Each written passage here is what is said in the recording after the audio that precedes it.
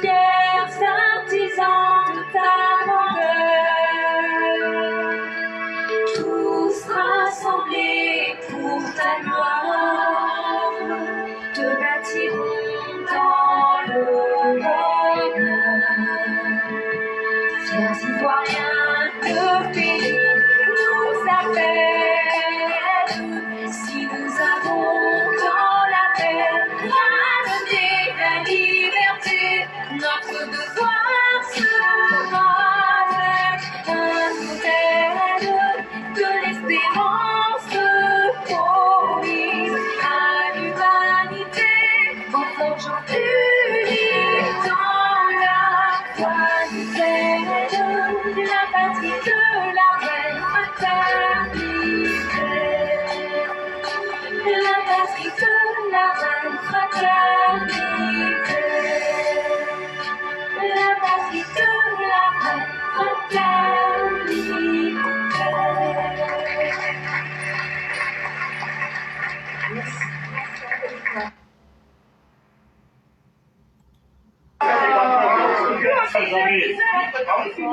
Chers amis,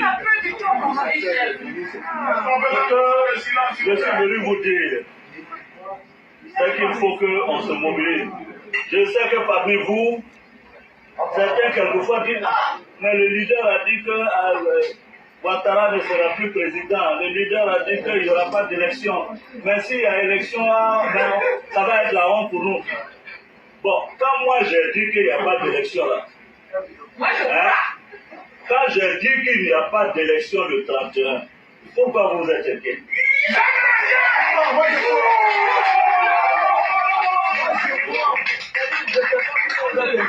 C'est moi j'ai dit non? J'ai dit ça.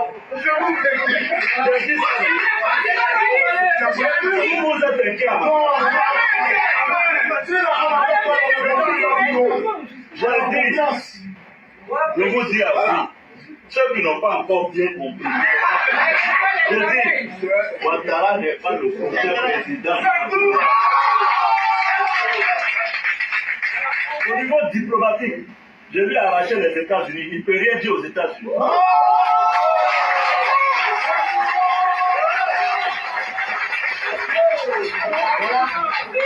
Voilà.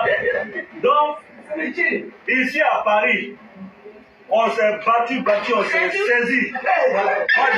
Moi j'ai pris Macron.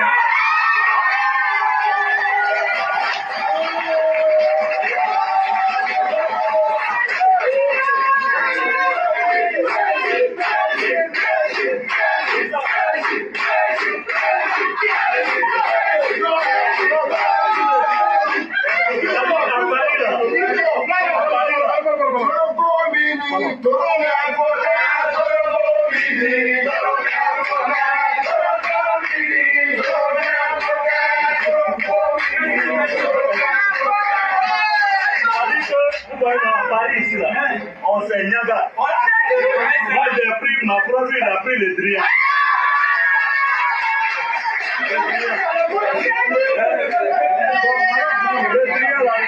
Le Drian là. Moi j'ai pris Macron, il a pris le Drian. Et il n'a même pas honte d'être président. Donc ça là, ça c'est au plan diplomatique. Mais au plan politique, voilà.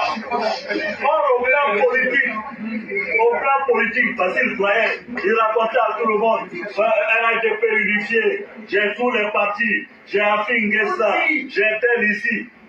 Je l'ai battu là. J'ai pris, c'est-à-dire, Bédier, que moi je parle tous les jours. Bravo, je parle tous les jours.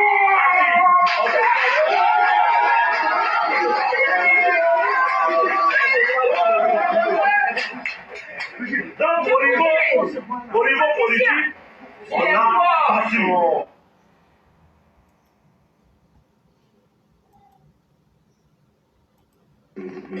Celle du commissaire, vous allez être plus efficace.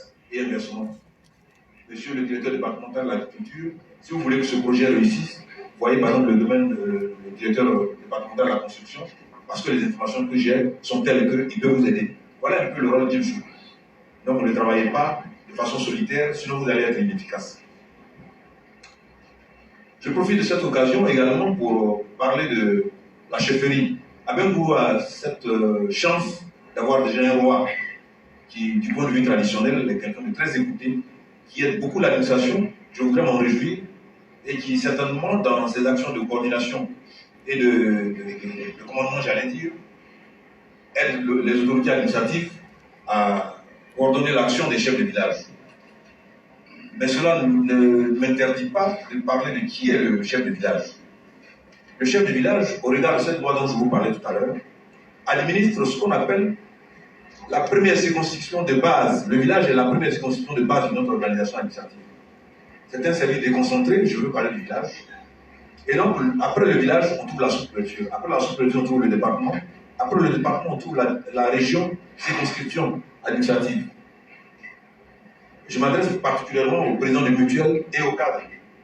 Il ne faut pas perturber le chef de village. Laissez-le travailler. Il doit être dans la stabilité, il doit être un chef stable. N'oubliez pas que les textes le protègent à la vérité. Le président de mutuelle n'est pas au-dessus du chef de village. Quel que soit votre titre au niveau national, dès que vous êtes un fils d'un village, que vous arrivez dans le village, l'autorité supérieure, dans ce cas précis, c'est le chef du village. J'étais directeur de cabinet adjoint du ministre de l'Intérieur. Il a choisi un moment d'aller saluer ma famille au village.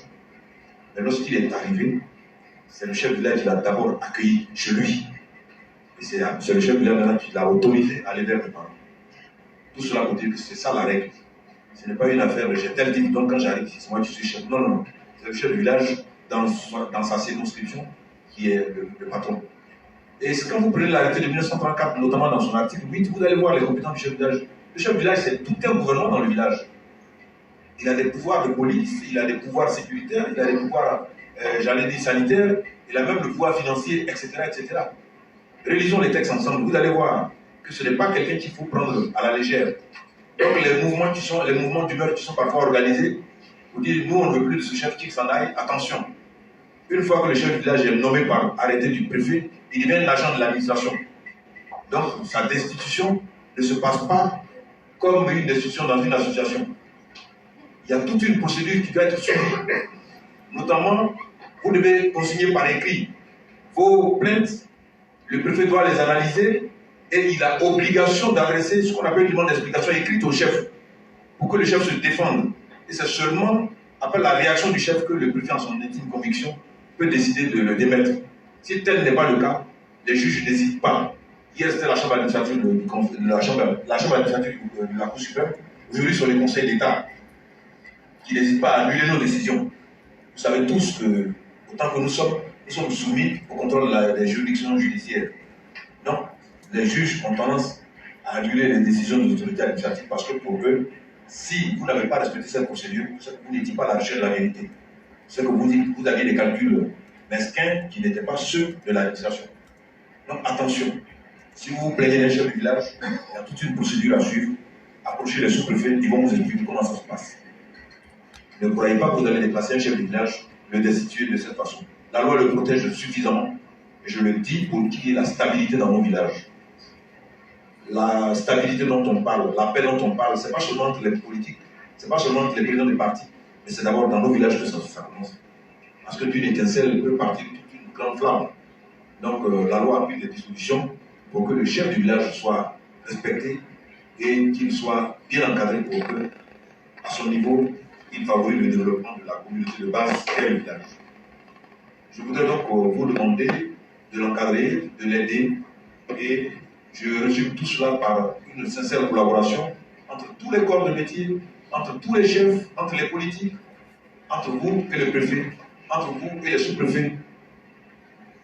Nous n'avons pas la science infuse, mais nous avons au moins l'avantage d'appliquer l'administration tous les jours. Nous sommes allés à l'école pour l'administration, donc de grâce, ce n'est pas pour vous montrer, vous donner le sentiment que nous savons plus que vous. Non, mais c'est parce que nous avons appris le métier. Et je le répète, le pays est ainsi organisé. L'administration est ainsi organisée, ce n'est pas une affaire de... J'ai fait la même école que lui, pourquoi lui il est mon chef aujourd'hui? Tout à l'heure, le préfet entrant a dit que il est dans la même promotion que monsieur le maire.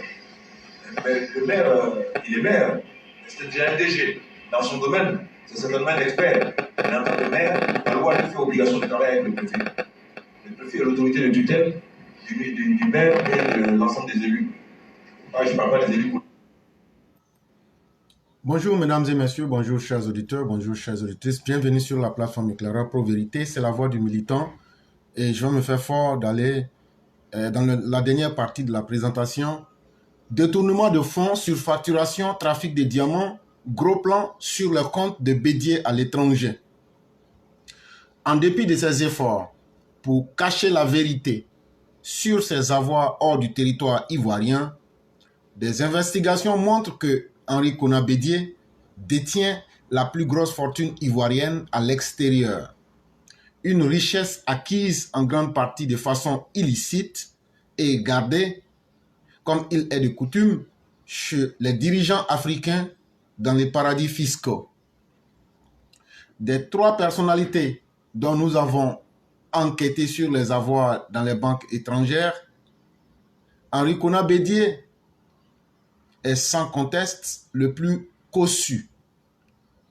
Les soupçons d'enrichissement personnel à la suite des détournements de fonds publics dont il s'est rendu coupable datent des années 70. Même si l'ancien chef d'État Henri Konan Bédié n'a jamais été inquiété, ni en Côte d'Ivoire, ni à l'extérieur du pays. À la différence des anciens premiers ministres Alassane Ouattara et Charles Konan Banny, qui ont fait leur classe à la Banque centrale des États de l'Afrique de l'Ouest, la BCEAO, Aimé Henri Konan Bédié a évolué exclusivement dans le giron du PDCI. Successivement, il occupera les postes de ministre de l'économie et des finances, puis ambassadeur de la Côte d'Ivoire aux États-Unis d'Amérique, ensuite président de l'Assemblée nationale en tant que dauphin constitutionnel, avant d'accéder à la magistrature suprême en 1993. Le 7 décembre 1993, Félix Houphouët-Boigny décède. Sonne alors l'heure de la gloire pour Henri Konan Bédié. Mais le natif de Daoukro, qui a occupé le poste de ministre de l'économie et des finances de 1963 à 1977, n'a pas attendu la dernière décennie du XXe siècle pour faire fortune. Déjà en 1970, alors que la Côte d'Ivoire connaissait le premier boom économique de son histoire, le jeune ministre de l'économie et des finances fêtait sa fortune estimée à 7 milliards de francs CFA. À l'époque, c'est en fait à lui que le président Félix Houphouët-Boigny confiait toutes ses affaires qui se confondaient avec celles de l'État ivoirien. Au point qu'à son décès, ses avoirs qui s'élevaient à plus de 11 milliards de dollars, selon le KID, reviendront en partie à l'État de Côte d'Ivoire. Ses héritiers se battront pour conserver la propriété de quelques biens immobiliers, notamment l'hôtel particulier rue Masseran et les tableaux de maîtres Van Gogh, Pierre Bonnard, Bernard Buffet, ainsi que du mobilier estimé à près de 7 millions d'euros, c'est-à-dire 4 milliards 550 millions de francs CFA. Alors qu'il avait toute la confiance du vieux Félix Houphouët-Boigny, Aimé Henri Konan Bédié profitera pour faire mettre un certain nombre de biens en son propre nom. Fin légaliste, il fera tout en sorte de ne pas éveiller les soupçons de Félix Houphouët-Boigny. Des biens immobiliers et des comptes ouverts au nom de l'État de Côte d'Ivoire, des fonds énormes à l'ère du miracle ivoirien sont ainsi virés dans des comptes dont la plupart portent aujourd'hui les noms des proches d'Henri Konan Bédié. Il s'installe à Paris, rue Bifoven, où la taille de sa résidence contraste avec son statut. En effet, s'il est dévoilé comme étant le propriétaire de cette résidence, la plupart des immeubles situés rue Sergi Pontois ne sont pas moins à son nom. Des proches comme Nyamian Goran se sont ainsi vus attribuer des biens avec des titres qui trahissent leurs conditions réelles. Étudiants, planteurs ou simples fonctionnaires, ces derniers servaient de prête-nom à Henri Konan Bédié. Ici même en Côte d'Ivoire, il fait croire que la résidence qu'il habite en ce moment est une propriété de celui qui fut son ministre de l'économie et des finances. Une supercherie digne d'un montage qui se fait au quotidien dans les paradis fiscaux, puisque cette résidence est bel et bien une propriété d'Henri Konan Bédié. Limogé de son poste après que le président Houphouët-Boigny d'alors a découvert le poteau rose, Henri Konan Bédié écope juste d'une sanction disciplinaire, à savoir son limogeage du gouvernement et sa nomination au poste d'ambassadeur de la République de Côte d'Ivoire aux États-Unis. Une aubaine pour le jeune Bédié, milliardaire, de mieux intégrer les milieux mafieux de la haute finance et jouir en toute tranquillité de ses avoirs. Il prend goût aux paradis fiscaux et investit dans de nombreux pays de la France-Afrique. Ses comptes dans les paradis fiscaux et judiciaires. Des investigations ont en effet permis de savoir que Henri Konan Bédié dispose de fonds énormes dans plusieurs banques occidentales, précisément en Suisse. Ainsi, de la Banque cantonale de Genève, en abrégé BCG, où Henri Konan Bédié tient l'un de ses comptes secondaires, ouvert seulement en 2002 dans l'agence de la Banque de Lugano. Sur ce compte, on note d'incessants mouvements, tant en numéraire qu'en espèces, des versements, mais aussi des retraits importants de sommes ont été enregistrés au guichet. En fait, ce compte n'est que la face visible de l'empire Bédié. Il est destiné certainement aux opérations qui ont dans l'ensemble un caractère légal et visent à détourner l'attention de nombreux autres comptes d'Henri Konan Bédié planqués dans les paradis fiscaux.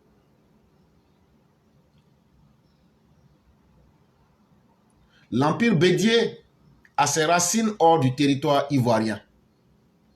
Au Sénégal, où il entretenait d'excellentes relations avec l'ancien président Abdoul Diouf, Bédié est le propriétaire de nombreux biens de nature diverses. Il a surtout fait de nombreuses affaires avec un ami de Félix Houphouët-Boigny du nom de Djiriba Ndiaye. À la mort de Félix Houphouët-Boigny, le Sénégalais Djiriba Ndiaye offrira ses services à Henri Konan Bédié. Avec ce monsieur qui fixait les quotas sur le cacao-café, Henri Konan Bédié fera de bonnes affaires jusqu'à son éviction du pouvoir par le général Guèye en décembre 1999. Justement, c'est au lendemain du coup d'État, perpétré quelques jours du nouveau millénaire, que sont apparues officiellement les traces des avoirs de Bédié dans les paradis fiscaux.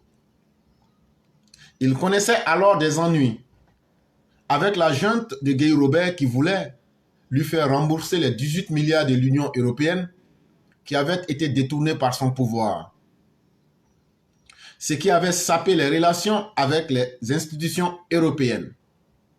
Saisi par le général Guèye Robert, la justice ivoirienne avait ainsi émis une demande d'entraide judiciaire pour bloquer les comptes de Bédié à travers le monde.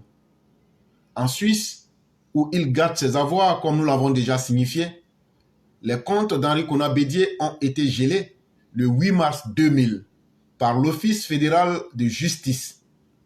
Mais vu la complexité du système de gestion des paradis fiscaux, seulement 5 à 7 millions de francs suisses, soit entre 2000 et 2800 milliards, je répète, entre 2000 milliards et 2800 milliards de francs CFA, furent bloqués dans 9 banques où des comptes au nom d'Henri Konan Bédié ont été découverts.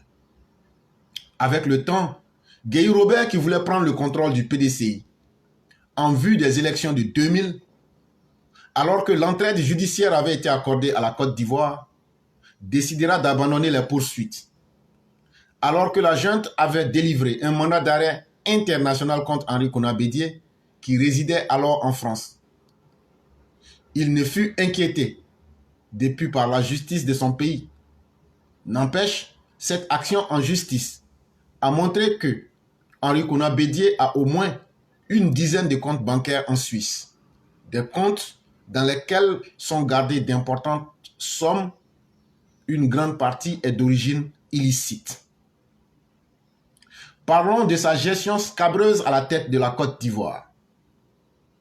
À preuve, les nombreux scandales financiers qui ont émaillé d'abord son passage à la tête du ministère de l'économie et des finances, les malversations dans la gestion des sociétés d'État telles que Agripac, Distripac, Chaînepac et Chaîne Avion, des milliards engloutis dans la construction de l'usine de traitement des cacao en Chine sans résultat probant et la création de la société fictive et autres magouilles sont les preuves qu'Henri Konan Bédié a appris très tôt à casser du sucre sur le dos de l'État. La surfacturation des complexes sucriers du nord de la Côte d'Ivoire en 1977 est la goutte d'eau qui fait déborder le vase. Des années après, lorsqu'il revient aux affaires, cette fois en tant que chef de l'État, Henri Konan Bédié remet le couvert avec ses pratiques.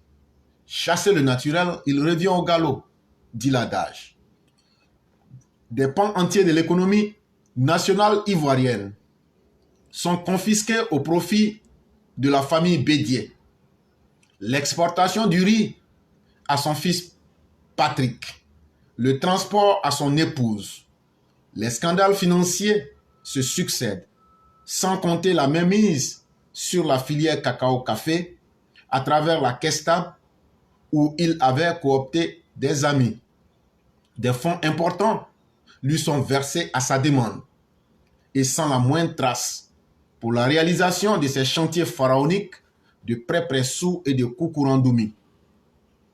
Après Pressou, son village natal. C'est un pèlerinage, c'est tout un pèlerinage aujourd'hui que de visiter le chantier arrêté brutalement depuis le coup d'État. Ce que Bédié ne dit pas à ce sujet, d'ailleurs, c'est que dans le long tunnel de 3 km qu'il a construit en dessous de son palais, il gardait une importante quantité de lingots d'or et des diamants issus des trafics avec les rebelles angolais et les rebelles libériens et sierra-léonais. Je reprends. Ce que Bédié ne dit pas à ce sujet d'ailleurs, c'est que dans le long tunnel de 3 km qu'il a construit en dessous de son palais, il gardait une importante quantité de lingots d'or et des diamants issus des trafics avec les rebelles angolais, les rebelles libériens et les rebelles sierra-léonais. C'est cette importante fortune en nature que le général Guéhi Robert et ses hommes ont emporté à l'issue de la visite que le chef de la junte au pouvoir avait initiée sur le chantier. Une visite, on s'en souvient, qui avait fait l'objet d'un reportage de la télévision nationale, la RTI. Avant même le coup de force, la goutte d'eau qui a fait déborder le vase, c'est le scandale financier portant sur 18 milliards de l'Union européenne. Concernant le secteur pétrolier, il faut dire que c'est sous Bédié que l'exploitation des ressources nationales a débuté. Mais à ce jour, point de trace de cette période dans les livres de compte de l'État. La gestion du pétrole ivoirien échappait à l'État. Par ailleurs, l'ONG Servir, gérée par sa femme Henriette, classée d'utilité publique, était en réalité un gouffre financier. Cette ONG servait à faire sortir d'importantes sommes d'argent des caisses du trésor public. C'était donc une structure écran dont le but essentiel était de permettre de pomper l'argent du contribuable de la façon la plus légale qui soit. À part ces faits, il faut dire que la dévaluation du franc CFA au lendemain de la mort de Félix Houphouët-Boigny a largement profité à Henri Konan Bédié. C'est le jour même de l'inhumation de Félix Houphouët-Boigny, se souvient-on, que la décision portant d'évaluation du franc CFA a été signée par les chefs d'État qui avaient effectué le déplacement. Que cachait donc Bédié avec cette opération? À vrai dire, beaucoup de choses. Sachant que la mesure était inévitable, Henri Konan Bédié avait placé hors de la Côte d'Ivoire d'importantes ressources. Une fois la dévaluation effective, son pouvoir d'achat s'accroissait ainsi considérablement quand les Ivoiriens pleuraient et que le panier de la ménagère perdait considérablement de sa superbe. Aussi, des opérations effectuées sur le marché informel au moment du passage du franc français à l'euro ont permis à Bédié de rapporter des devises considérables. Parlons maintenant du trafic de diamants et d'or.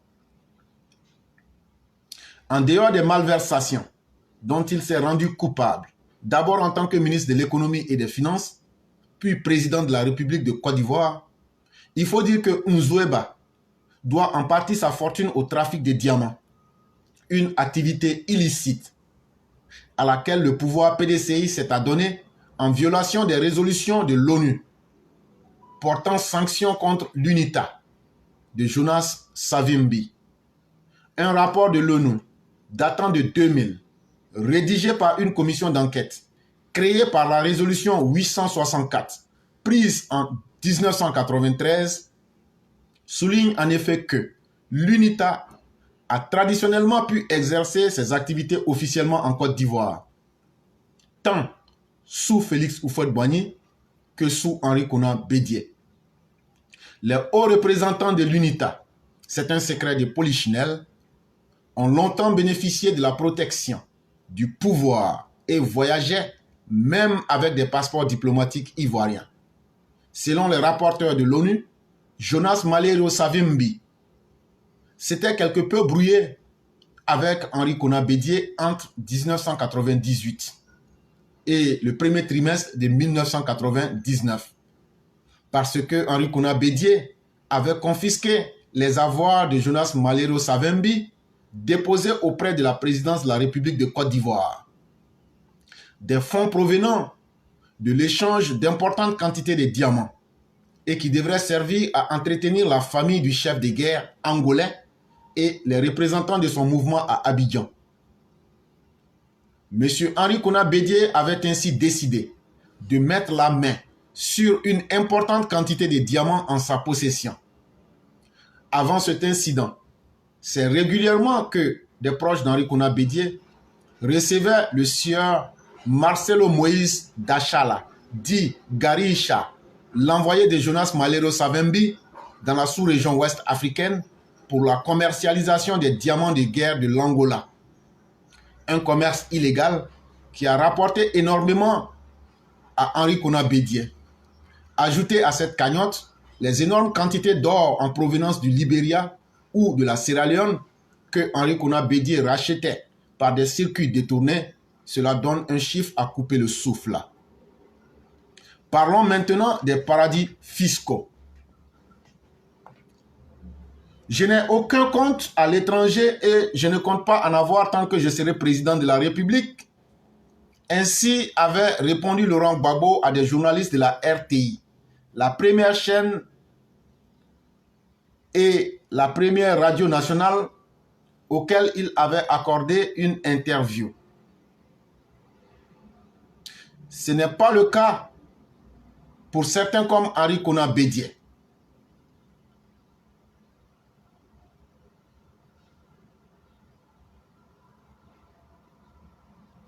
Vu que la devise dont nous nous vantons d'être la nôtre n'est qu'un démembrement du franc français, qui n'existe plus officiellement depuis l'entrée en vigueur de l'euro.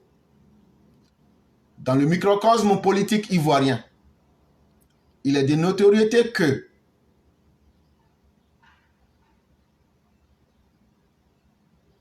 les hommes politiques ivoiriens ont d'importants avoirs dans les paradis fiscaux et dans les pays de la France-Afrique, notamment la France, qui leur sert pour conserver leurs biens et leurs influences. Aujourd'hui, il est vrai que le Quai d'Orsay et l'ambassadeur de France ne peuvent plus dicter des ordres aux chefs d'État ivoiriens, comme il était de coutume auparavant. Mais la puissance économique coloniale reste bien présente dans le jeu politique national, à travers des politiciens qu'elle tient par la barbichette. En effet, outre le fait que la France se sent moralement obligée de soutenir des personnalités qui ont des biens importants sur son territoire et contribuent donc à la bonne marche de son économie, les comptes dans les paradis fiscaux constituent un énorme moyen de pression sur ces derniers. Ils subissent le chantage des autorités françaises qui n'hésitent pas à les menacer de révéler l'existence de leurs avoirs colossaux dans les paradis fiscaux quand ils refusent les consignes de l'Élysée.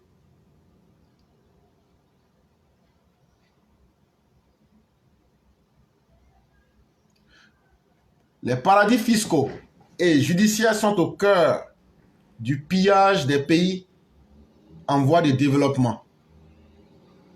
Ils sont dotés de systèmes très complexes qui ont pour but d'empêcher la localisation des fonds d'origine illicite. Ces institutions, tolérées, contribuent à blanchir les fonds et quand les détenteurs des comptes bancaires en question sont traqués, elles leur offrent une voie de repli idéale. Toute une ingénierie financière que seuls maîtrisent les professionnels de la finance a été élaborée à cet effet. On comprend bien que Bédier, qui a fait ses classes dans le milieu, s'y trouve à l'aise. Lui qui en maîtrise parfaitement tous les rouages, sociétés écran, trust et autres entités garantes d'opacité, changement d'identité monétaire et juridique, diversification des placements entre guillemets dans des produits financiers, etc. Les astuces ne manquent pas pour offrir aux élites corrompues un havre de paix. Elles construisent ainsi leur empire financier frauduleux avec l'appui logistique des banques, mais surtout d'experts comptables ou d'avocats largement rémunérés pour leurs services. C'est le cas de l'avocat soudanais dont nous vous avons parlé dans la première partie de notre dossier, qui s'occupe des affaires de Bani à Dubaï. Il est clair que les personnalités concernées n'iront être les détenteurs de comptes dont nous avons pu suivre les traces pour savoir à qui ils appartiennent. Mais on sait aujourd'hui comment Sani Abacha recrutait des agents dans les îles Vierges britanniques ou aux Bahamas pour lui servir de prête-nom. Comme eux, l'ancien chef d'État nigérien avait ouvert par ce procédé une société internationale anonyme, elle-même possédée par une société d'investissement créée par lui dans une institution plus respectable. Sani Abacha a choisi, lui, une banque de l'île de Man. La société des îles Vierges ouvre alors un compte par Internet dans une banque en Lettonie, au Liechtenstein ou à Dubaï. C'est ce compte qui désormais traitait pour le compte de la Société des îles Vierges avec les principales banques de New York, Londres, Hambourg, Paris et Zurich. Cela grâce à des comptes de correspondants. En fait, le système offshore, soit plus de 70 paradis fiscaux et judiciaires, dont la Suisse, la City de Londres, Monaco ou les îles rattachées à la couronne britannique, dont la législation, qui n'existe parfois que de nom, permet l'implantation des sociétés écrans et l'ouverture des comptes numérotés pour blanchir les fortunes mal acquises, comme c'est le cas pour Henri Konan Bédié. Véritable Eldorado, ces territoires détiennent plus du quart des capitaux mondiaux et recèlent plus du tiers des bénéfices des multinationales à travers le monde. À tel point que, lors d'un forum international sur les crimes financiers internationaux qui s'est tenu à l'université de Cambridge en Grande-Bretagne, la minuscule principauté du Liechtenstein avait été présentée par un expert comme étant un bordel financier dans lequel tout criminel peut trouver un lit, et dire que c'est dans ces institutions reconnues pour être des lieux où se font des montages les plus divers pour cacher et faire fructifier de l'argent du contribuable que Bédié a choisi de garder ses avoirs. Une calculette ne pourrait suffire pour comptabiliser les fonds appartenant à cet individu. Il préfère les garder loin des yeux du contribuable ivoirien, dans les paradis fiscaux où les Occidentaux, qui en sont les principaux bénéficiaires, tirent les fonds qu'ils prêtent aux États africains. Des mannes qui suivent le chemin inverse plus tard et vont grossir malheureusement les avoirs des mêmes dirigeants, valets des pouvoirs occidentaux dans les paradis fiscaux. Un véritable cercle vicieux dont la conséquence majeure est de maintenir l'Afrique dans le sous-développement et la domination des puissances coloniales.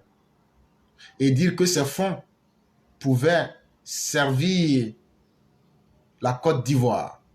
Et dire que ces fonds pouvaient leur servir surtout à créer des emplois en Côte d'Ivoire. Mesdames et messieurs, c'était notre participation au funérailles du jour. C'est la voix du militant. Nous en avons pour 1h20. Et donc, on va demander directement à tous ceux qui veulent prendre la parole de le faire afin qu'on puisse le plus tôt possible mettre fin au direct. C'est la voix du militant. Ce sont les militants qui ont la primauté de la parole. Et donc, on vous laisse la parole. Tous ceux qui veulent se signaler, vous pouvez le faire rapidement et on vous donnera la parole.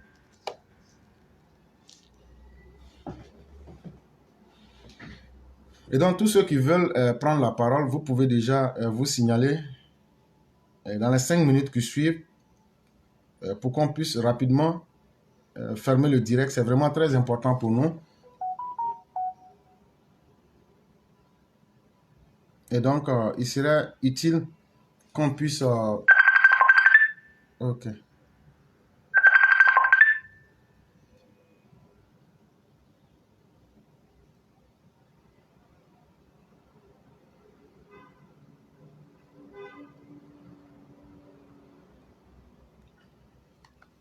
Ok.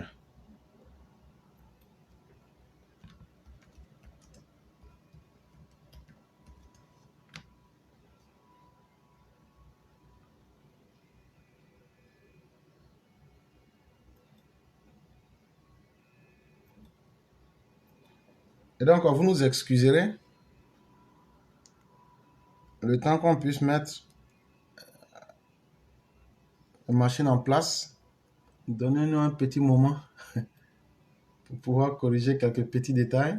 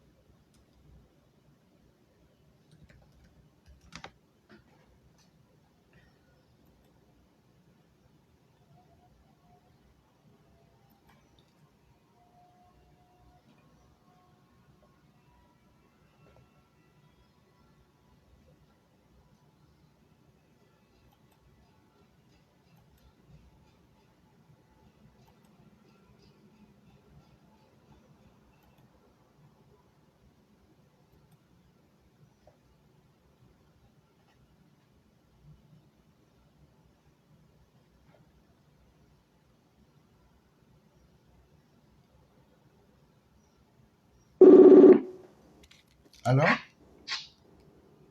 Alors? Oui, Bonjour, on est en pauvreté. bonjour, chère mère, comment allez-vous? Ça va. Ok, Dieu merci. Donc, on va vous laisser la parole. D'accord. Ok.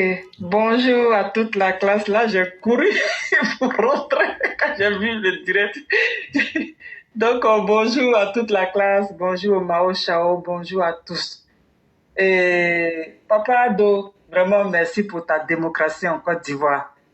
Papa Ado, merci pour ta franchise de laisser le libre choix de parole à tout le monde, à n'importe qui et à n'importe quoi. Merci Papa Ado.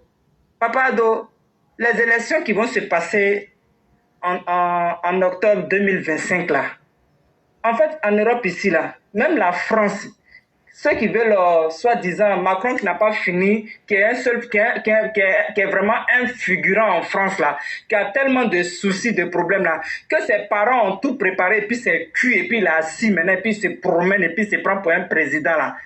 Même dans son pays là, c'est clair que quand il y a les élections là, dans la réalité là, on laisse le libre choix à tout le monde de voter tranquillement. On n'embête pas les gens. Même lui-même là, eux-mêmes ils font des porte à porte même pour dire aux gens d'aller voter. Donc quand c'est pour le pays là, quand il y a la justice là, François Fillon là, ils ont eu problème avec la justice. On les a condamnés là. C'est la place de François Fillon là que toi, Macron là, tu as pris et puis aujourd'hui là, tu es devenu président. Parce que d'après les Français, comme quoi, il y a ce qu'on appelle ça, Marine Le Pen là, elle est Hitler. Alors que Afin Guessan, la Fifi là, de Côte d'Ivoire là, il a traité Ado de Hitler. Mais ce gars là, il se promène matin, midi, soir, il voyage, il va où il veut. Il mange son guaguassou là, il n'y a pas de problème. C'est pour dire à Papa Ado, pardon, les bulletins de vote là, vous n'êtes pas obligé de mettre toutes les vilaines têtes là. Hormis toi, ta belle tête là, Papa Ado, hormis ta belle tête là, tu mets à côté. Mais les vilaines têtes qui seront à côté là, pardon, ça dit qu'il faut faire individuel. Parce que quand nos mamans qui ont 50 ans, 60 ans, et puis souvent les vues sont fatiguées là, c'est-à-dire elles ne voient pas trop clair là. C'est normal quand on dit bulletin nul là. C'est ça qui est versé en Côte d'Ivoire là-bas où les gens se trompent. Il faut faire les bulletins là. Il faut faire les têtes là. Chacun sa tête. C'est-à-dire quand vous coupez là, c'est comme les tickets quand on va en Suisse ici là, quand on va à la poste là, au guichet là. Comment on dit ça, les numéros là, les numéros de personnes là, ce qu'on prend pour se mettre à rang là. Nous on a des tickets ici, voilà les tickets là, il y a les numéros dessus. C'est la même chose là que tu dois faire dans les bulletins de vote là. Il faut que chaque personne ait sa tête. Et puis ait son nom. Comme ça, quand eux ils prennent si c'est 5 personnes, c'est-à-dire les 4 autres vauriens qui vont prendre avec toi là. Si vous êtes 5 là, avec toi ça fait 5. Si c'est les 5 personnes là, il faut que chacun ait sa tête avec son nom. Ne vous mettez pas sur la même feuille là. Parce que c'est ça qui va faire que les gens vont faire des erreurs. Quand dans les 5 têtes séparées là, quand ils vont prendre leur bulletin, ils vont mettre dans l'enveloppe là. C'est-à-dire ils ont mis ta tête, ils ont mis dans l'enveloppe et puis ils ont mis ça dans la boîte. Mais quand c'est les 5 têtes en même temps là, de toute façon tu es bon là. Les mamans là sont en train de bavarder, les papas là sont en train de bavarder, mais ils oublient même que c'est toi, ils doivent voter. Puis ils ont dit bon j'ai voté, puis ils mettent ça dans la boîte de vote là, et puis c'est fini. Et puis demain on dit non, le président n'a pas fait un coup KO. Donc moi j'insiste là-dessus. Papa Ado, pardon. Pendant les élections de 2025 là, en octobre là, il faut que les têtes là soient séparées. Comme ça, les gens qui vont aller voter là, ils vont prendre ta feuille là, ils vont mettre dans l'enveloppe là, ils vont mettre ça dans la boîte là, de vote là. C'est mieux, parce qu'avoir le stylo, et puis ou bien avoir les doigts avec l'encre là. Tout ça là, c'est problématique. Parce que les gens sont, les mamans ou les papas là, tout le monde, la jeunesse voit ce que tu es en train de faire comme effort dans la Côte d'Ivoire là. Donc pardon, il faut faire ça. Moi je compte sur ça. Et puis là, c'est à partir de août là, ton discours que tu as fait là, Papa Ado, pour l'indépendance là, pardon, il faut que ça soit à partir de 6 août là, jusqu'à 25 octobre 2025 là. C'est l'année de la justice. Papa Ado, c'est l'année de la justice. Parce que tu as pris l'année de la jeunesse aujourd'hui et puis tu es en train de... Ça dit même que tu ne donnes pas l'argent, mais le travail que tu es en train d'installer en Côte d'Ivoire, eux-mêmes quand ils voient ça là, ils savent aujourd'hui que oui, la vérité est là, la réalité elle est là, la démocratie elle est là. Les coups d'étaïstes qui sont à côté, et puis le vagabond sanguinaire tueur d'Ibrahim Koulibaly qui avait les vrais sons pour dire la vérité aux Ivoiriens. Et puis, ce sera Guillaume le sanguinaire parti le dia là. Et puis aujourd'hui, on attend le prendre pour un vaurien Dieu sanguinaire massacreur qui est assis sur les AES, puis en train de foutre la merde là. Franchement, Papa Ado, pardon. Aujourd'hui, la jeunesse là, les vrais jeunes hein, de ton époque, hein, les gens disent tu es vieux, mais les vrais vieillards même c'est eux. Les vrais vieillards là c'est eux-mêmes. Mais aujourd'hui là, la vraie jeunesse, tu réfléchis.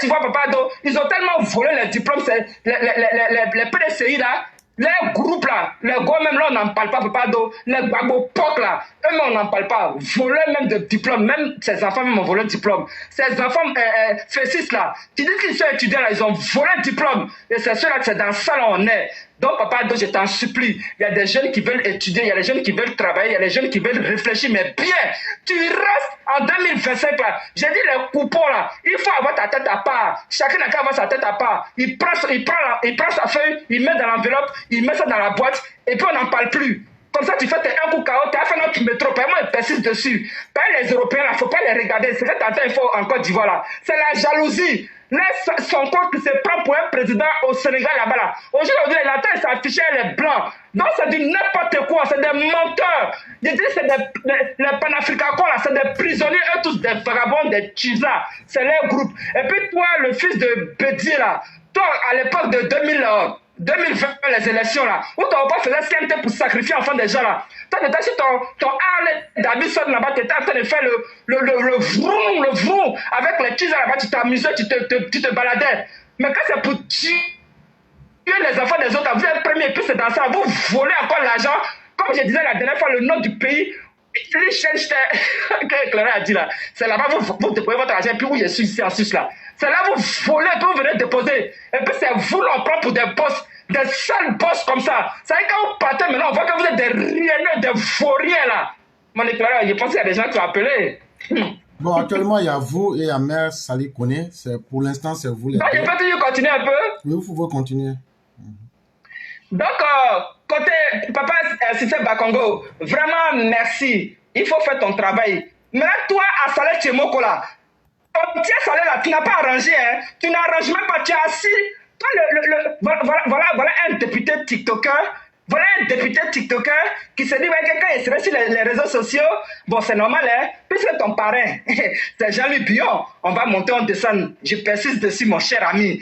À Saleh Tchemoko, qui est député en Côte d'Ivoire, le TikToker là. J'ai dit, ton vieux père, ton parrain là, c'est Jean-Louis Billon. Oui. Ça là, tu ne peux pas venir enlever ça de ma tête parce que c'est ce qui est vrai. Donc ton tiers salaire que tu n'as rien foutu là-bas, tu fous rien là. C'est pas, tu sais que le vieux père, si c'est Bakongo, il est en train de faire le nettoyage. Mais quand il casse là, tu veux que le même jeu là n'a qu'à ramasser pour jeter où?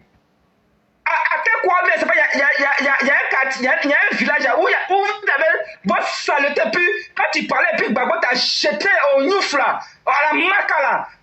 Tu as oublié le coin, mais aujourd'hui, là, vraiment le coin, c'est la verdure. Vous-même, vous prenez pour qui même? D'ailleurs, ce TikToker de député de merde, de soi-disant indépendant, mais en réalité, sous-marin de PDCI là. Tu prends les gens pour qui? Tu es un vaurien, tu es un plaisantin. Jusqu'à même là, c'est blé goudé, mais ce qui tu comptes même pour que vous allez avoir vos forces là en 2025. J'ai dit, votre blé goudé là même là, lui-même il sait, il n'a qu'à tenter, il n'a qu'à arrêter. Votre problème c'est quoi? Oui, le frère de l'empire, Dieu, il n'a qu'à dire, Mais vous allez dire comme c'est pas fini, vous allez partir. Parce que c'est que le monsieur l'a fait là. Vous-même, tout le village de la Côte d'Ivoire, puis dans le monde mondial entier là, il voit la réalité, il voit la vérité. Donc vous n'allez pas venir changer quoi que ce soit. Donc toi, il faut arranger d'abord dans ton tiers salaire là, où tu as forcé, tu as volé là pour devenir un maire député, tu n'as même pas honte. C'est vous qui critiquez les autres, mais toi tu ne pouvais pas rester seulement député, mais tu as tout fait, tu dis tu vas être maire aussi. Mais tu es assez habillé là-bas pour rester sur les réseaux sociaux, pour raconter du n'importe quoi, la saleté là. Si tu es fâché là, les gens qui t'ont supporté, les gens qui t'ont élu là, mais ils n'ont qu'à nettoyer aussi, on n'a qu'à voir l'exemple. On ne voit même pas les hommes, mais vous êtes là, vous critiquez les autres. Comme vous voyez que ce président, il ne dit rien. Hé, Papa Do, le souffle. Même à cause de toi, j'ai le souffle. Papa Do, à cause de toi, j'ai le souffle. Parce que les plaisantins là, toi, Gbagbo Sila, Aboulaurent, Google, la Malien Maraka là, toi-même, les gens disent que Alassane Ado a peur de toi. Mais toi, tu n'as pas honte de toi. Tu n'as pas pitié, quoi. Mais vraiment, tu n'as pas pitié. Hein, le maléfique, là. Le monstre, là. Tu n'as pas pitié de toi. Ta pétition que tu fais, là, c'est pas être en train de manger Youssouna de ta Nadi, là. C'est à cause de ça. C'est à cause de ça que tu fais ça. C'est pas être tu manges Youssouna de Nadi, là, quand tu racontes du n'importe quoi. Ton pays là, c'est toi-même qui vas repartir là-bas. Mais comme cette fois-ci, le Prado dit non, personne ne va là-bas là. Tu as goûté pour là-bas là, pour Côte d'Ivoire là. C'est ça qui est mieux. Tu comprends? Tes conneries que tu fais là, tu vois un président même qui est propre, mais vraiment il est propre. Toi, dis propriété là, ça le gars il parle pas. Et puis toi, tu viens là, toi le comédien, je te dis que toi tu es un pirate là, cyberattaque là. Il y a des virus pirates. Ça veut dire que virus là, Vladimir Poutine, là, lui là, il jette ses opposants, mais lui-même là, il maîtrise tout ça. Donc quand on dit virus là, c'est pas forcément antivirus, c'est Alassane qui est antivirus. Par rapport au virus là, quand ça vient là, lui il bloque ça, vous comprenez? Quand le virus là, quand ça vient, il bloque. Donc tout ce que vous êtes en train de faire là, vous les PDCI, je vous ai déjà dit des envieux, des jaloux, des aigris, et puis voilà, des gens ils sont étrangers de A à Z. Et puis c'est ceux-là, ils se prennent pour des Ivoiritaires, ils se prennent pour des Ivoiriens volés de carte d'identité de la Côte d'Ivoire. D'ailleurs, quand votre vieille mère là, quand elle venait en Côte d'Ivoire là, elle est venue enfant, on n'a pas vu papa là. Donc c'est ce qui est resté sur vous. Mais les gens sont en train de trop réfléchir alors que la réalité est devant vous. Ou bien mon éclaireur, pourquoi vous faites ça même? Vous-même vous voyez la réalité, vous voulez que ils aient les pères. Ils n'ont pas de papa. Pas les papas là, c'est le bloc trotteur. C'est les AES et puis le reste du monde. C'est normal. Parce que c'est en même temps, et puis mon gars, il faut te chercher. Parce que moi-même, la femme baoulée, je suis courageux, je peux supporter tout ça là. Donc c'est comme ça. Donc il n'y a pas quelqu'un qui est venu changer. Il voulait à Black Bloco là. Elle est venue avec bébé, il n'y avait pas papa. Donc c'est ça là qui est resté. Des Ghanéens, des Béninois, des Togolais, des Camerounais, des Guinéens, des Maracas. Mais franchement, vous cherchez papa où ça? Mais les papas sont distribués partout, c'est des pharisiens. C'est ça, les pharisiens se promènent. Donc, ils ont les bêtes même, ils ont honte, on les appelle burkinabés. Donc, pourquoi c'est les parleurs qui n'ont pas avoir honte? Ils sont aigris, ils sont jaloux, c'est tout ça qui les chefs, qui les fatigue, raison pour laquelle ils sont en train de faire ça. Donc, vos conneries, vous faites là sur le président, il est tellement propre, il est tellement sain, sa vie est saine. Ne l'embêtez pas. Donc, toi, la guêpe là, il faut dire qu'Alassane, c'est pas sa maman. Il faut dire que tu as ADN même, c'est pas sa maman. Ça, c'est ta vie, ça, c'est ton problème. Il faut monter ta descendre. Ton sérodium là, d'Aberman, et puis on dit, quand je dis le sanguinaire, le tueur d'Ibrahim Koulibaly là, tu as monté ta descendre à ses parents là, c'est là où il est là. C'est-à-dire, il a tourné jusqu'à Bourreau. Là où il est installé là, j'ai dit, pion! Sérodium là, ses parents là, ils sont PF. C'est là-bas, il est assis, c'est là-bas, il est. Voilà. Si vous n'êtes d'accord, vous n'êtes pas d'accord, c'est votre problème. Ils sont d'étrangers, on ne veut pas parler, mais ils sont en train. Nous tous sommes étrangers. Oui, nous tous sommes étrangers. Vrai Ivoirien là, c'est les enfants qui sont nés en Côte d'Ivoire là. Oui, et puis on avance, vous comprenez? C'est ça, il dit que si vous êtes sauvage là, c'est normal parce que tout est de la brousse. Toi, t'es la forêt et la savane. Mais si la civilisation est venue, on dit non, il faut changer. Voilà, des gens, vous êtes maléfiques, vous suivez des morbides, des gens qui sont là la journée. Oui, à la fin n'est pas bon. Oui, le mot aussi, là, il est mauvais. Et puis la nuit, on dit, vous partez demander les jetons. Et dit, vous êtes dans les mêmes boîtes de nuit. Vous dansez là-bas, vous faites ce que vous voulez.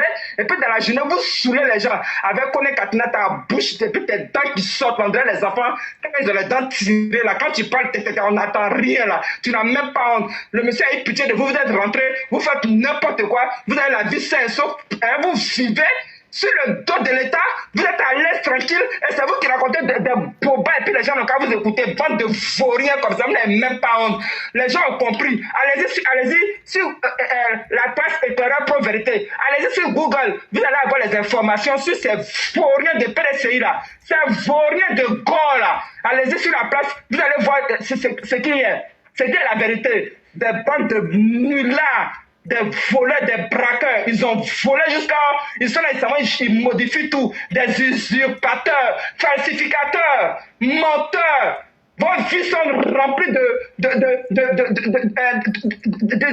d'usurpation. Vous avez tellement modifié qu'à la fin, là, c'est là maintenant tout tombe. Et vous allez vous cacher comment? Vous allez vous laver là. Il dit, faut beau te laver là, prendre une serviette très blanche. Tu vas te suer, tu vas voir. C'est là que tu vas voir que tu n'es pas propre. Donc imagine quand vous volez là. Saleté de ça, la crasse de ça, là, c'est Dieu seul qui sait. Bande de vauriens.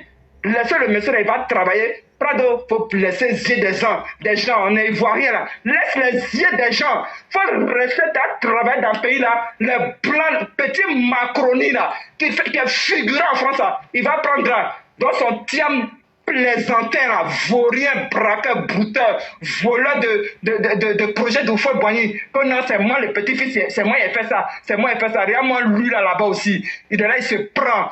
Regarde-moi le groupe là-bas. Bande de vauriens, vous donnez l'argent aux gens, maintenant vous allez profiter pour payer des gens, ou bien des gens déprimés comme Sasso Patrick, gros vendeur rieneux là, vous allez prendre maintenant c'est dit, vous dites que vous allez attaquer le RHDP, mais vous faites théorie. C'est Sasso gros vendeur petit aigri là, ce n'est pas mal là des gens de RHDP là, c'est que comment vous voulez qu'il évolue, comment vous voulez, heureusement, je vous ai dit, ceux qui disent que les cadres n'ont qu'à donner l'argent, ne mangez pas jetons, allez-y chercher votre travail. Et puis si vous faites la lutte pour la Côte d'Ivoire, c'est Dieu qui va vous payer ça. Parce que si vous attendez les jetons là, vous voyez comment ils sont en train de devenir bêtes, ils grossissent, ils gonflent. C'est vrai que c'est Berry qui est dans son corps là, vous voyez, on lui donne un bon jeton, il finit de manger puis des insultes. Donc Berry de ça, ça va le prendre. Mon éclaireur, je pense qu'il ne faut pas y exagérer, on ne sait jamais. Vraiment, merci beaucoup, cher maire. Merci de ce que vous avez dit. En ce qui concerne les élections, sachez que la CEI est très bien outillée. Et moi, je le dis, quel que soit le format qui est offert, il faut que nos militants, on leur montre comment voter. Même si quelqu'un n'est pas là à l'école, la personne peut tracer une croix ou même un plus. Et prendre le bic là, et puis montrer dans les quartiers à nos parents, prends le bic là, il faut attraper ça comme ça, et puis tu fais comme ça là. On doit former même nos militants. On doit prendre même des mois pour montrer ça à tout le monde. Et puis on doit expliquer comment voter aux militants. Quand tu t'en vas voter là, tu mets tes émotions derrière toi. Tout ce que tu t'en vas là, il ne faut pas chercher à regarder deux photos. Quel que soit ce que tu vois là, où est la photo d'Alassane Ouattara, juste en bas là, tu fais un signe plus ou bien croix. C'est fini. Si on prend le temps de montrer ça par image, et puis on essaye de montrer ça aux gens, vous allez voir qu'on n'aura pas de bulletins nuls, on n'aura pas de bulletins blancs, ou on n'aura pas d'erreur. C'est une question de formation et de volonté des différents partis politiques. Et avant de vous laisser, j'allais vous lire un peu. Comme Blé Goudé, il a déjà un héritage qu'il a déjà bâti et il veut vraiment aider la Côte d'Ivoire. C'est important. Ce n'est vraiment pas quelqu'un qui est du tout important, à tel point que je n'aime pas trop parler de lui parce que c'est la médiocrité même dans son summum. Mais je viens de mettre le lien. Ce qui avait été publié par Le Nouveau Réveil en date du 19 mars, vendredi 19 mars 2010. Affaire licence d'anglais volée en 2002. Le FPI confirme que Blé Goudé a volé sa licence. Il faut croire que l'affaire de la licence d'anglais, volée par Charles Blé Goudé, directeur national adjoint de campagne de Laurent Gbagbo pour la jeunesse, a jeté un profond malaise au sein de la LMP. Face au fait des preuves incontestables de la forfaiture de Blé Goudé, qui se veut un éveilleur de la conscience nationale, le FPI, par le truchement de son porte-voix officiel, n'a pas été en mesure de démentir la thèse de la tricherie. Bien au contraire, ils ont tenté, au prix de 1000 pirouettes et de singeries inimaginables, de justifier pourquoi le RHDP en veut au voleur de licence qu'est Blé Goudé Charles. Franchement ridicule. Le Nouveau Réveil, qui n'accuse pas au hasard, a versé dans les débats, vieux de près de 8 ans, des preuves irréfutables. Ce que les juristes appellent des pièces à conviction. Charles Blé Goudé a triché pour l'obtention de son diplôme de licence d'anglais en 2002. Celui qui a dit n'est pas M. Cissé Ibrahim Bakongo ou encore une autre personnalité du RHDP. comme on veut le faire croire. Celui qui a pris un arrêté pour constater cette forfaiture de Charles Blé Goudé s'appelle Seri Bailly, ancien ministre de l'enseignement supérieur et surtout membre influent du FPI, le parti de Laurent Gbagbo. C'est ce dernier, Seri Bailly, qui se fondant sur une décision d'appel de la commission disciplinaire de l'université de Cocody, a pris un arrêté le 9 août 2002 pour sanctionner un assistant, le docteur Toro Seri, accusé d'avoir irrégulièrement proclamé admis à l'UV 321 Charles Blé Goudé et les autres étudiants. Puis, il est reproché dans le même arrêté au docteur Toro Seri d'avoir sollicité abusivement les services de la scolarité de l'université de Cocody au profit de M. Charles Blé Goudé. Dans une interview qu'il nous a accordée en 2007 et que nous avons rééditée cette semaine, Toro Seri déclare: Blé Goudé doit des explications à la Côte d'Ivoire et au monde entier. Blé Goudé sait qui lui a délivré son diplôme, comment et pourquoi.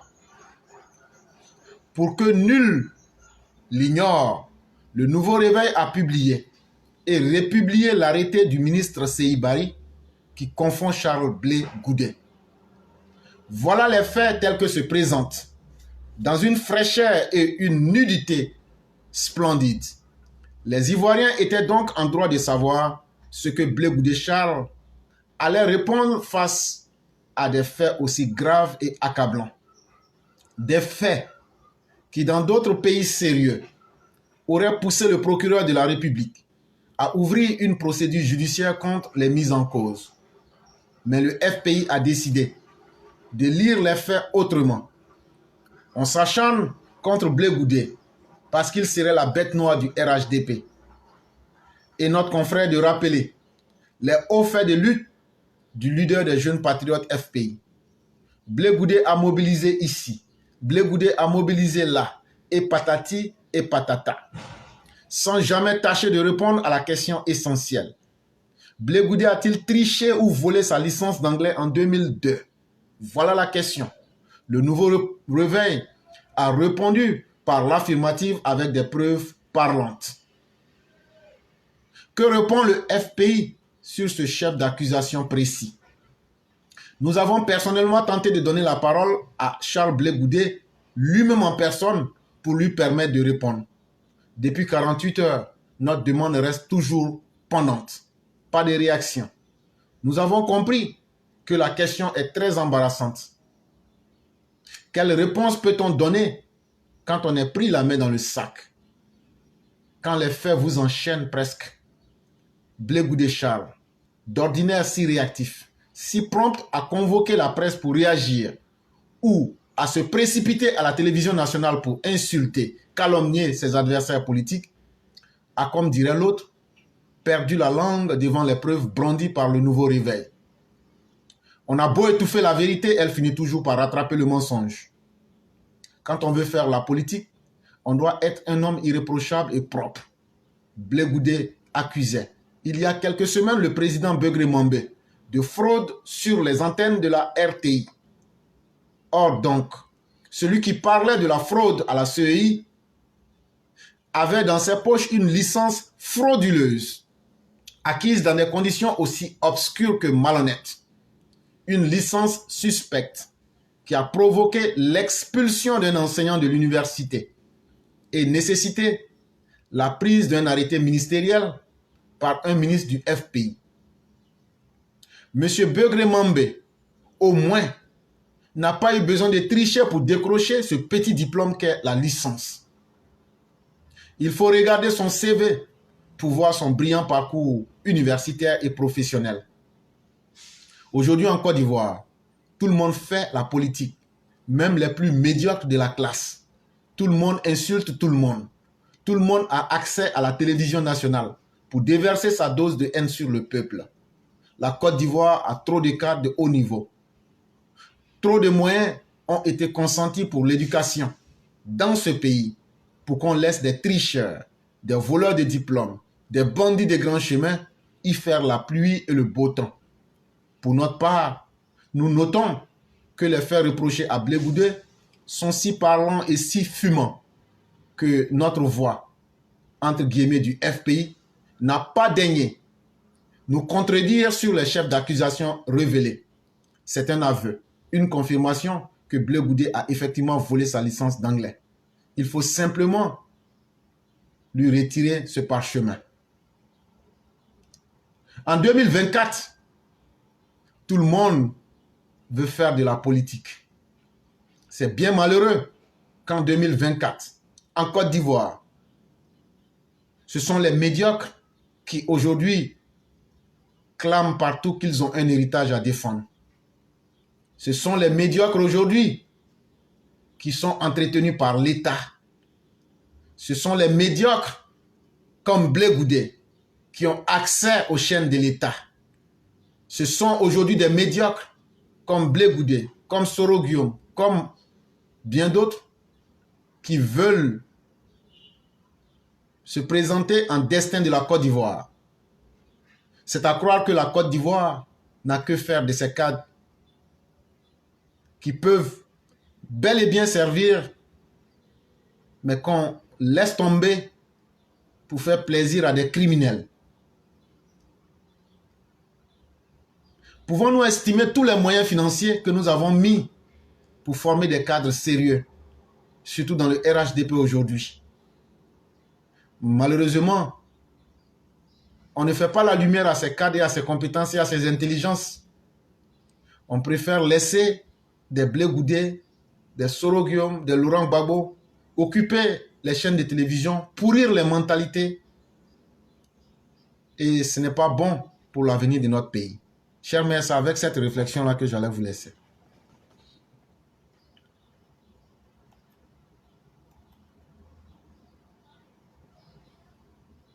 Ok.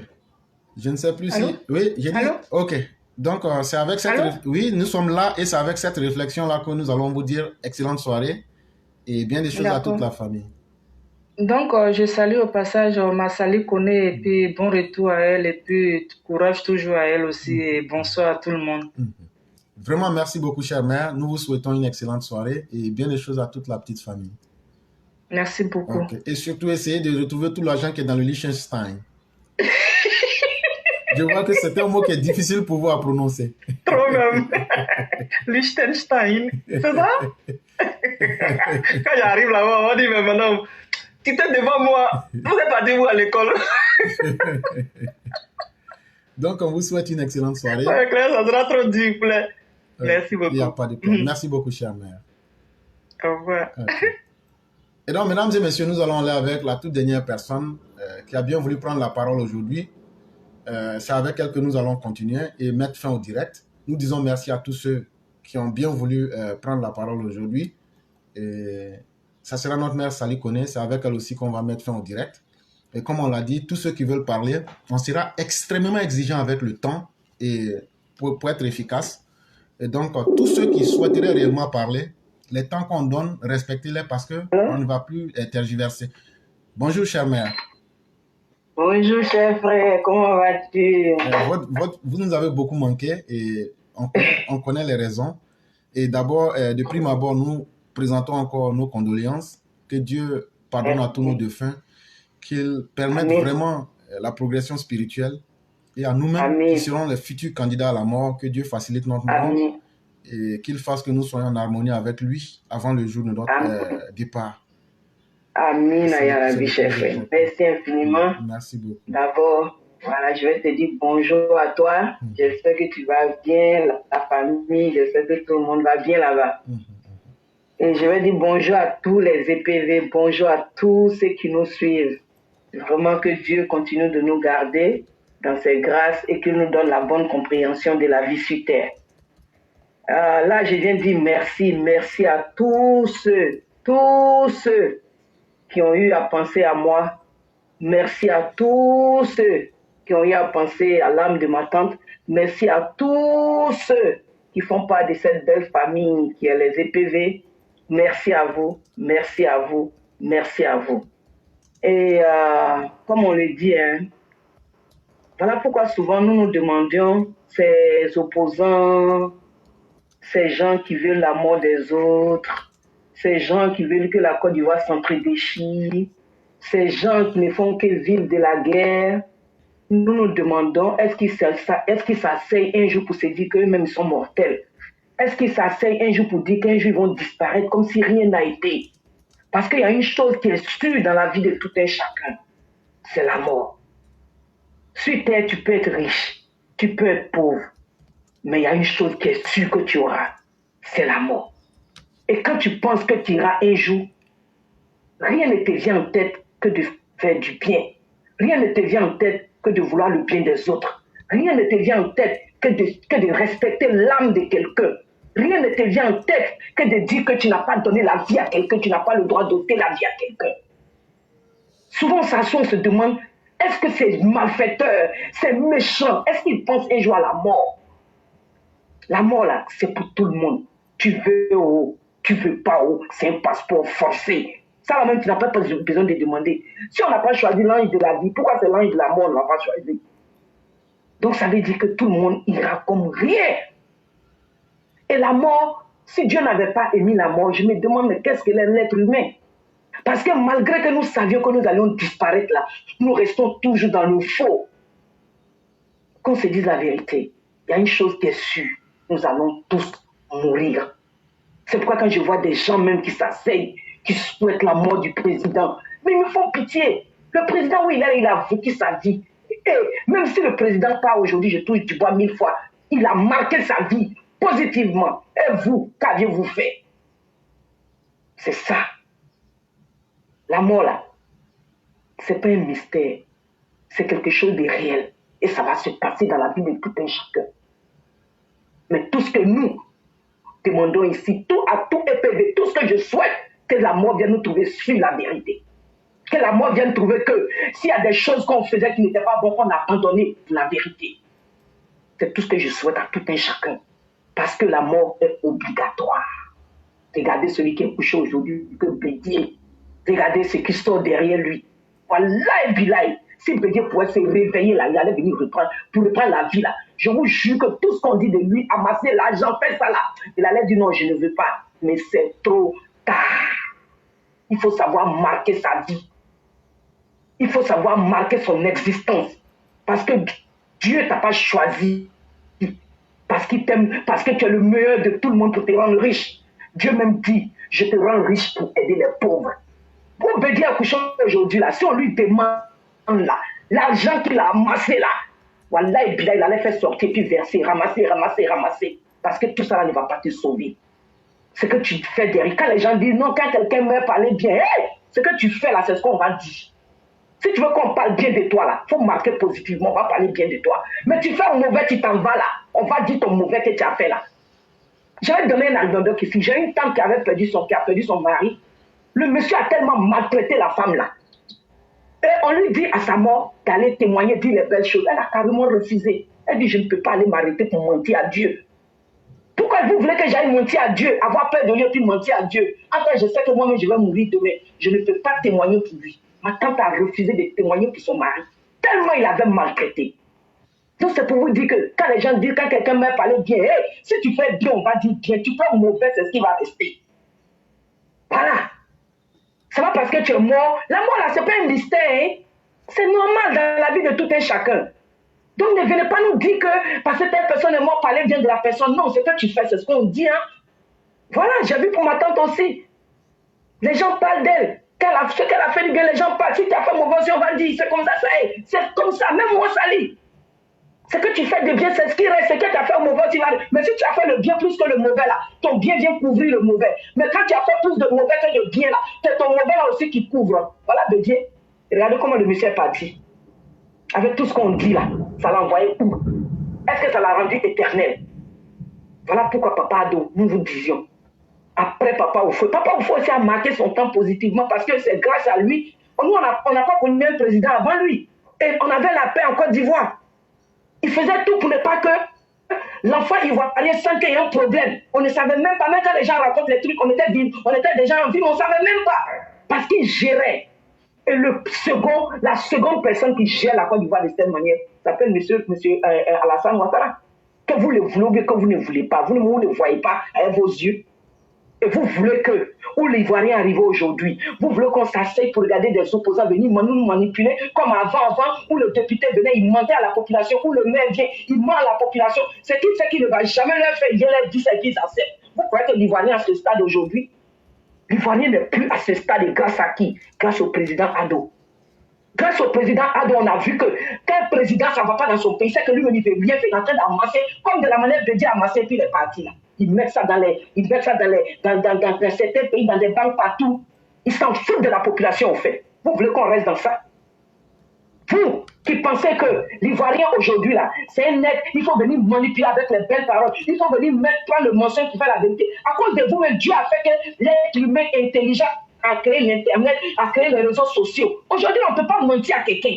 La voix est là pour tout le monde.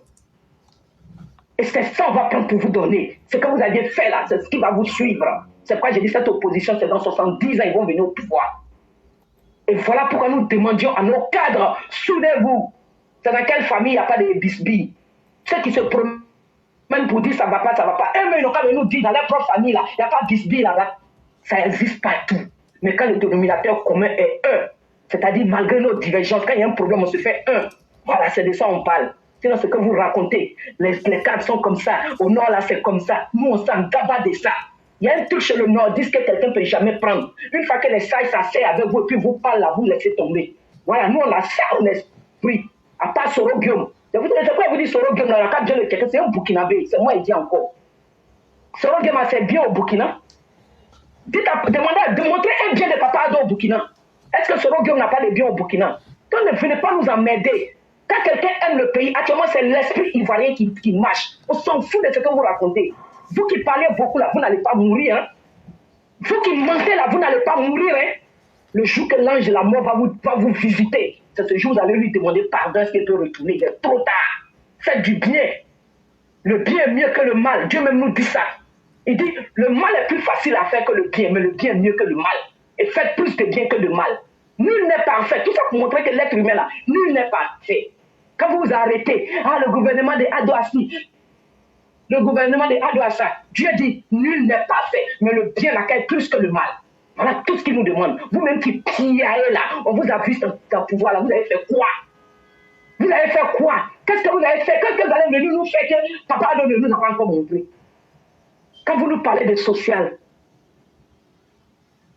vous regardez les hôpitaux, vous regardez l'eau qu'ils donnent, vous regardez l'électricité, vous regardez les routes. C'est quoi ça? C'est pas un social? Vous qui dites que c'est parti à l'école d'avant, il est bac plus combien là? Vous ne savez même pas ce qu'on appelle social. Donc ne venez pas nous emmerder. Et la mort là est réelle. Vous allez disparaître vous tous comme vous n'avez rien fait. Et l'ange là, et où on va là? Quand tu meurs, où on va là? Personne n'est encore parti pour venir nous dire exactement comment ça se passe.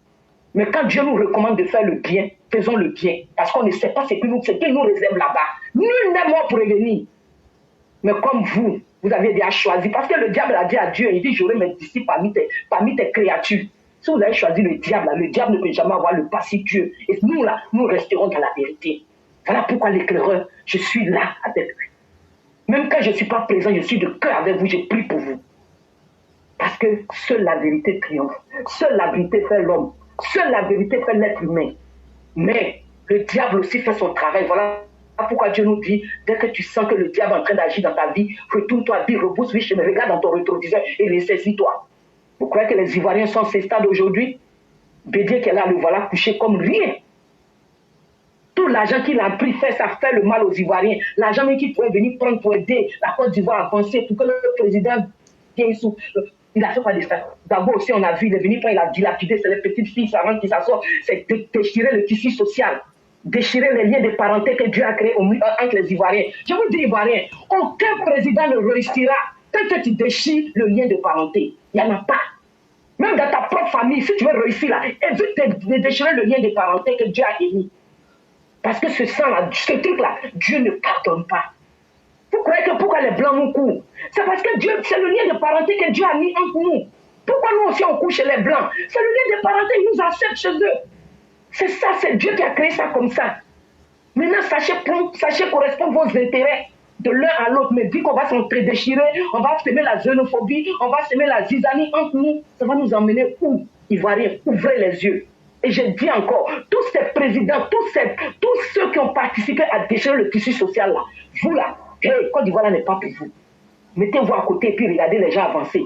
Opposition, vous là, dans 70 ans, vous allez venir au pouvoir. Ça va prouver que tout a disparu, les enfants ont recommencé l'Afrique avec nouveauté. L'Afrique, nous sommes nous-mêmes le mal de l'Afrique. Nous sommes nous-mêmes le manque de développement en Afrique. Sinon, aujourd'hui, là, Dieu nous a tout donné. Les Blancs, là, ils sont tellement gentils qu'ils viennent nous donner leurs connaissances. Mais si c'était le noir qui était plus intelligent que le Blanc, voilà, et puis là, le bon navire est nulle part. L'être noir est méchant, l'être noir est aigri. Tout ce qui fait bien à l'être noir, là, il est contre ça. L'être noir aime même quand le diable règne dans sa vie, là, c'est ça, il adore. En tout cas, l'éclaireur, je vais m'arrêter là pour je te dis vraiment merci, merci à toi. Et on ensemble, Inch'Allah, qu'Allah nous donne santé, longévité pour toujours continuer ce combat que nous faisions, ce combat de la vérité, l'éveil de conscience, que Dieu nous donne toujours la force de le faire, et que notre mort vienne nous trouver sur la vérité. Merci l'éclaireur. Vraiment, merci beaucoup, cher mère. Merci pour votre force de caractère. Merci pour votre détermination.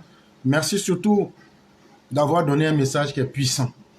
Voyez-vous, quel que soit ce qu'on aura été, il y a des gens qui diraient, mais non, on ne l'a pas connu. Parce qu'un être humain ne vit que dans un temps bien précis. Nul n'a le don de l'immortalité. Mais la meilleure manière de vaincre le temps, c'est de poser des bonnes actions. Quand vous voyez aujourd'hui, on parle de Jésus, on parle d'Einstein, on parle des grands philosophes et autres. C'est des gens qui, à leur temps, ont été détestés, mais parce qu'ils ont compris que c'est à travers leurs actes qu'ils vont exister, et non à travers la vie. Un homme qui est conscient de son existence ne veut pas exister dans sa vie, mais veut exister au-delà de sa vie. C'est-à-dire, qu'est-ce que je fais aujourd'hui pour que le jour de ma mort, les gens disent « Ah non, on pleure un être humain qui est mort. » Non, on doit pleurer quelque chose qu'on a perdu. C'est ça un humain. Quand tu vois ta communauté te pleurer en disant « Ce monsieur-là, quand il était parmi nous, c'est lui qui avait creusé ce puits-là. Quand il était parmi nous, c'est lui qui nous donnait des conseils. Quand il était parmi nous, c'est lui qui nourrissait les orphelins. Quand il était parmi nous, c'est lui, il n'avait pas de moyens, mais c'est lui qui savait toujours donner les bonnes paroles pour apaiser les gens. » Voilà une vie. Quand les gens se souviendront de vos actes, ça sera un prolongement de vos vies. Il faut que nous soyons prudents dans ce que nous faisons. La vie est très courte. Et malheureusement, il y a beaucoup de personnes qui veulent prendre la parole, mais le temps pour aujourd'hui est terminé. Comme on avait dit, on ne peut pas toujours allonger compte tenu aussi de nos obligations. Et quand on lance les directs, tous ceux qui n'ont pas pu parler aujourd'hui, demain sera un autre jour. Mais maintenant, on va demander au EPV d'être très, très réactif. Lorsque vous voulez prendre la parole, signalez-vous très tôt. Le temps qu'on donne pour se signaler, on va être maintenant extrêmement exigeant pour rendre les émissions efficaces et très courtes. Et donc, si vous savez que vous allez prendre la parole, quand on va dire la parole est libérée, le temps là, signalez-vous le plus tôt. On ne va plus tergiverser parce que les obligations professionnelles et personnelles changent et évoluent. Donc, on va demander à tous ceux qui voudraient s'exprimer, dès qu'on ouvre la séquence, pour dire il y a 2 ou 3, 5 minutes, prenez la parole, signalez-vous. Là, quand c'est comme ça, on sait comment structurer l'émission. Mais quand c'est à la dernière minute, ça ne nous permet pas de pouvoir être à la hauteur des attentes.